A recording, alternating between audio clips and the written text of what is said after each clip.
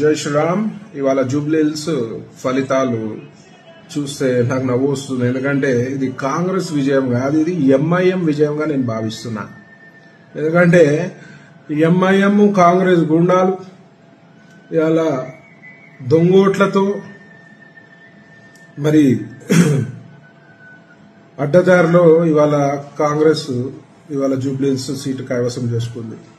మరి ఓటింగ్ శాతం కూడా అత్యధికంగా ముస్లింలు వన్ సైడ్ ఓటేసి ఇవాళ కాంగ్రెస్ ని గెలిపించడం జరిగింది. మరి ఇవాళ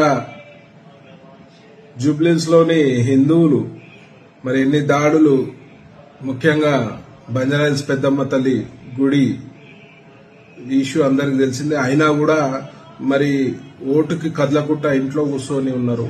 మరి మనందరం ఇట్లనే ఉంటే మాత్రం రాను రాను మొత్తము కాంగ్రెస్ ఆల్రెడీ కాంగ్రెస్ అయిపోయింది. అలా వాళ్ళు ఓపెన్ గానే చెప్తున్నారు ముస్లింల పార్టీ కాంగ్రెస్ పార్టీ అని.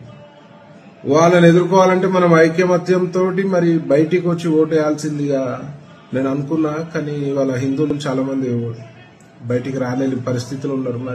మరి వాళ్ళకి అర్థమైతలేదు ముందు ఎట్లాంటి సంఘటనలు జరుగుతాయి. మనం ఐకమత్యంతో లేకపోతే ఇకనైనా మేల్కోండి. బీహార్ లో అద్భుతమైన ఫలితాలు వచ్చినాయి ఇవాళ బీజేపీకి, ఎన్డీఏ కూటమికి. మరి ఎక్కువ ఎడ్యుకేషన్ లేని బీహార్ వెనుకబడిన రాష్ట్రంగా ఉండి కూడా వాళ్ళు ఒక మంచి ఆలోచనలతోటి మరి దేశభక్తి కలిగిన బీజేపీకి ఓటేస్తారు. మరి మనం ఎందుకు మేల్కుంటలేం? ఇక్కడ వాళ్ళు చదువుకోవడం మాక్సిమం ఎడ్యుకేషన్ లేదు, అక్కడ పావర్టీ కూడా చాలా ఉంది. అయినా వాళ్లకున్న తెలివి మనకు ఎందుకు వస్తలేదని నేను అడుగుతున్నా. ఇకనైనా ముందు కూడా మనకి ఇంకా చాలా అవకాశాలు ఉన్నాయి. జూబ్లీహిల్స్ పోయినంత మాత్రం అయ్యేది ఏం లేదు. ముందు మంచి అవకాశాలు ఉన్నాయి. మరి దేశం కోసం, ధర్మం కోసం పాటుపడే బీజేపీ వైపు చూడాలి. ముఖ్యంగా హిందువులు ఐకమత్యంతో లేకపోతే మాత్రం రాను మన పరిస్థితి దారుణంగా అవుతుందని చెప్పి సందర్భం తెలియజేస్తూ మరి ఇకనైనా ఆలోచించుకోవాల్సిన అవసరం ఉందని నేను ఈ సందర్భంగా తెలియజేస్తూ జై శ్రీరామ్.